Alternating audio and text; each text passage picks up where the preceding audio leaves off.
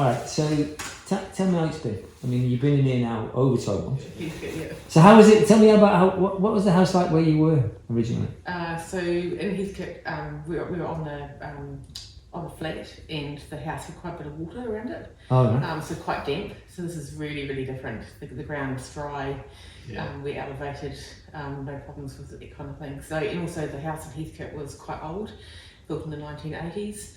And it was so low to the ground we couldn't get underneath to insulate it, so right. we had no insulation from on the floor. So it's cold and damp. So it was cold and damp, yeah. It's cold, Right. yeah. It Right. was pretty bad. I went under the house a couple of times, but I was having to suck the air out of my lungs to actually get underneath some of the to get around underneath. Oh, really? It was that low. Yeah. Yeah. It's down about sort of 300 mil off the ground. Worse after the earthquakes, of course, because everything's sort of shifted the levels Sure. and things. Yeah. Sure. So yeah, only in the really height of summer it was dry in the house, wasn't it? Yeah. So this is completely different. This is awesome. Right. Whereas the difference of this house is that we've got insulation in the floor, the walls.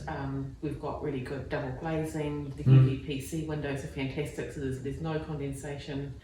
And of course we've got the ventilation system as well, which really works to make the air nice and filtered. So. Yeah, the dry. You can be honest with you. When we go back and do this and speak to people, is that you can feel the difference. Yeah. The house feels different when you're in it Yeah. because of the fresh air Yeah. that's in there all the time. It's just a nice sort of environment to be in. And trying to explain that to people, it's very difficult. Like, you know, it's like, well, it's different. How's it different? Like, you know. Yeah, we thought the house wasn't going to be all that sunny, but it actually is. I mean, like you can see the windows. The sun's streaming in today, and it's it warms up really quickly. So even in winter, on a really sunny day, it'll just warm up. Yeah. So you might start with a cold, sort of a cooler start, but then the house warms up pretty quickly. Very quick. And how does it? So it warms up during the day. How well does it retain that heat? Pretty well, I think. At the extreme, so when you're in the depths of winter, and in the height of summer, we do have to use the heat pump to either cool the heat just a little bit. Yeah. But in the main, it's pretty good. I'd say 3/4 of the year, the house is actually sitting around sort of 16 to 18 degrees, and we only have to do a little bit of heating during winter to sort of prop that up. Right. Yeah. I mean, I think there's a possible improvement we can make because we can obviously heat pumps here and heats up this area, but down the back of the house, it's cool. Yeah. And obviously, it's mixing the air as it takes it out into the. Yeah. So I think it's always cooling basically. Well, what we try and do is that normally people like it, like in the living area, Yeah. people are sitting where it's warmer. But, and if you want, a lot of people like 22, 23 degrees for sitting. And you don't want your bedroom's 22, 23 degrees because it's too hot.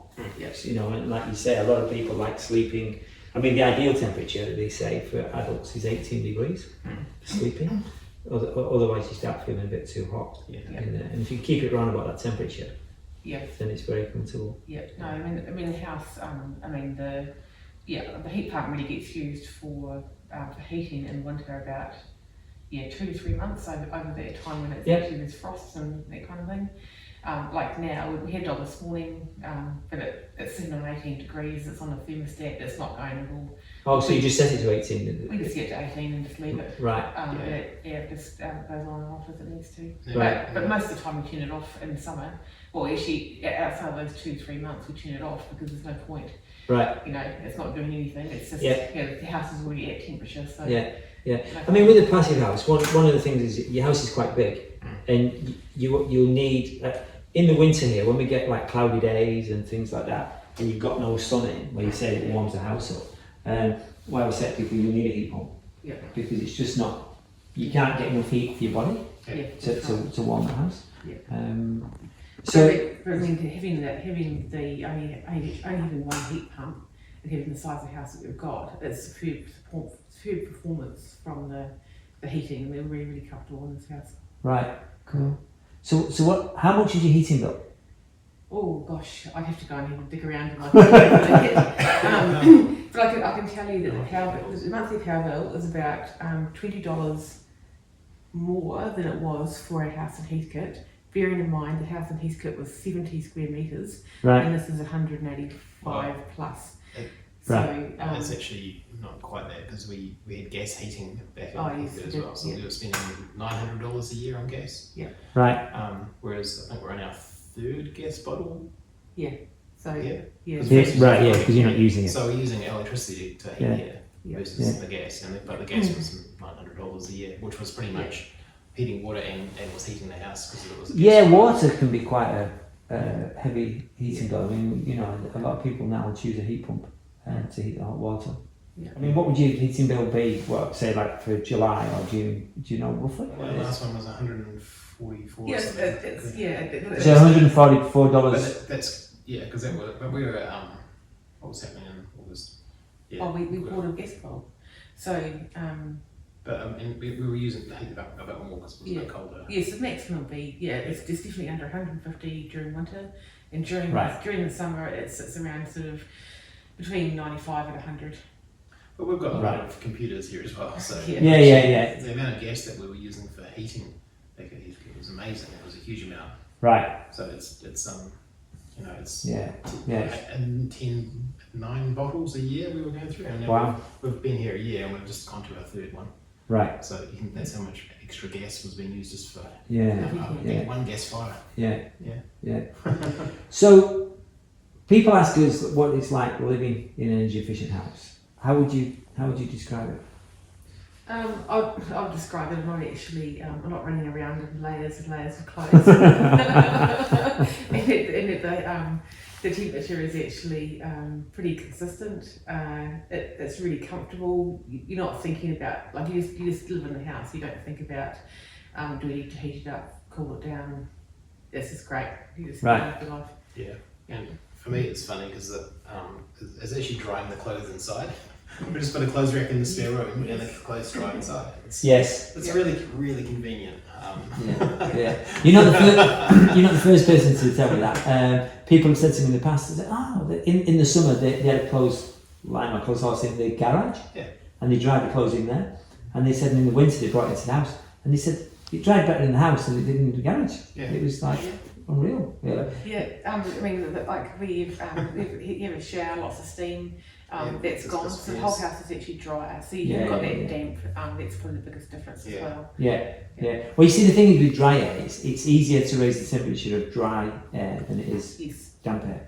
That's one of the things. And when it is damp, it feels colder. Yeah, and then also the ventilation system with there's filters, so the air coming in is filtered. All the damp stale air has been taken out. So the actual air quality of the house is much better as well. Yeah. Okay. What would you change, if anything? I think because the back of the house does actually get quite a bit cooler during winter, so only in those 2-3 months in winter, I'd consider actually putting some kind of panel heater or something in there just. In the hallway. In the hallway, Which you did actually say we should do. And we didn't do it. But now thinking that's what we're doing. Oh, you should have done it when you were building it, you mean? You said you should put a heat pump in the hallway, and we were like, nah, we'll be alright. Yeah. Okay. And something that would be the only thing. But I mean, like now that we're into spring, that thought in our minds is kind of already going because the house is already changing, equalising back to its very consistent temperature. So I think there's always. I mean, even for us building a house, you know, with all the houses we built, personally, you always build it and you think, you know what I mean? I should have done that. Like, you know what I mean? I think there's always something that you think of afterwards. And I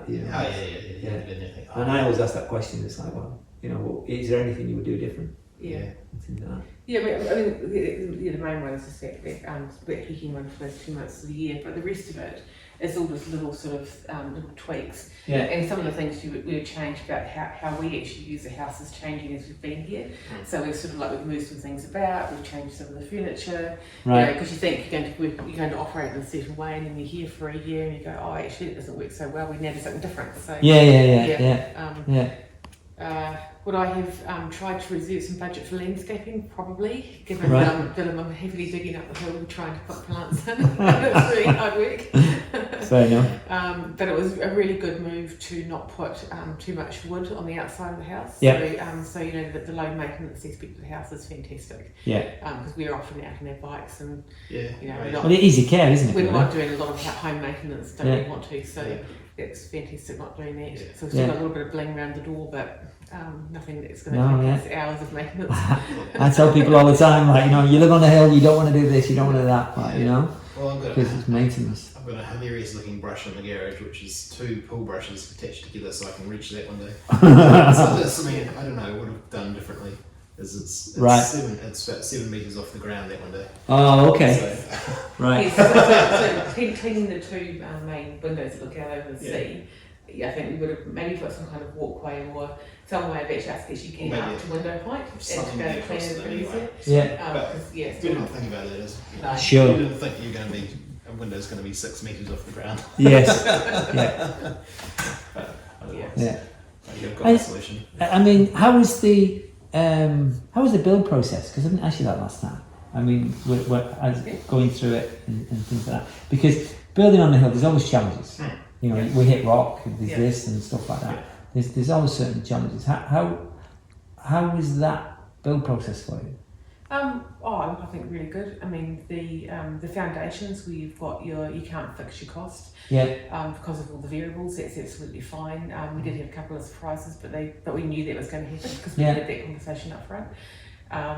The whole build process was, I think it was pretty straightforward. I thought I was going to be, you know, being asked lots of questions and being involved, and you guys just got on and did it, and the house is fantastic.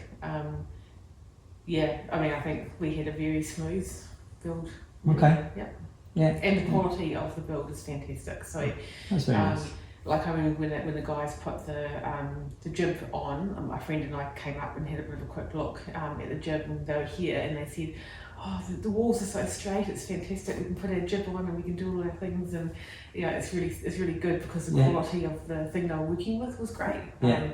And so it's nice to know that the bones of the house are Yeah. quality as well. I think it's also as well reassuring when it's sort of like you get an unsolicited reference like that as well. Yes. Do you know what I mean? When That's somebody during the right. build says, "Oh, it's really good. I'm really pleased with this," like because Yeah. it gives you sort of like, you know, Yeah. more, I suppose, confidence Yeah. in what we're doing, I suppose.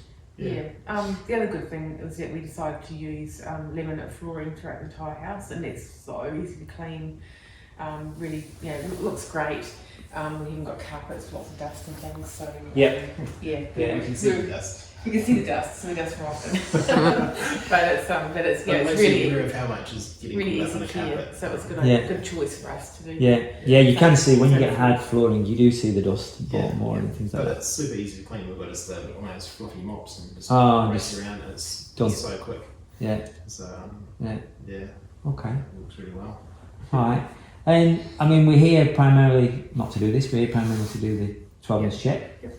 I mean, we can have a look around if you like. I want to have a look around at certain things to make sure there's no shrinkage and stuff like that. Yep. And, Cool. have you got any points that we need to look at? Oh, just a couple of little tiny things, but Okay. they're minor. So Right. Yeah. Right. Well, I'll put my mask on.